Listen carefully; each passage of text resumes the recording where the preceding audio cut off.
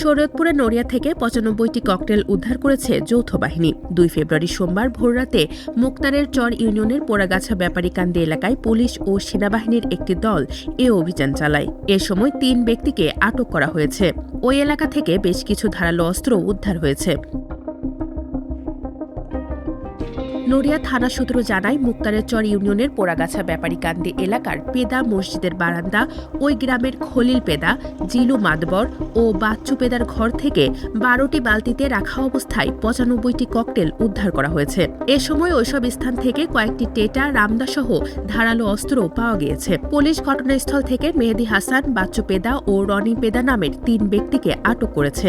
উদ্ধার হওয়া ককটেল ও ধারালো অস্ত্র নড়িয়া থানায় নেওয়া হয়েছে।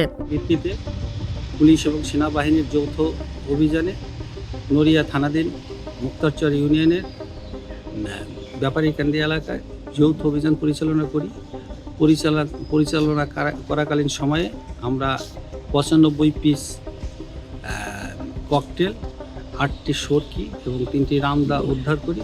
তৎসহ ৩ জন মানুষ আটক আছে। আইনি কার্যক্রম প্রক্রিয়াধীন। পুলিশ জানায়, গত বছর আগস্ট মাসে নড়িয়ার এই এলাকা থেকেই ৬০টি ককটেল উদ্ধার করেছিল পুলিশ। ওই ককটেলগুলো পুলিশের অ্যান্টি টেরোরিজম ইউনিটের সদস্যরা নিষ্ক্রিয় করে। নড়িয়ার পোড়াগাছার পাশের গ্রাম জাজিরার বিলাসপুর ইউনিয়নের মুলাই ব্যাপারী কান্দির একটি বাড়িতে গত ৮ জানুয়ারি ককটেল বিস্ফোরণে ৩ ব্যক্তির মৃত্যু হয়। এছাড়াও গত ৩ দিনে নড়িয়ার আরও কয়েকটি জায়গা থেকে ককটেল উদ্ধার করা হয়েছে।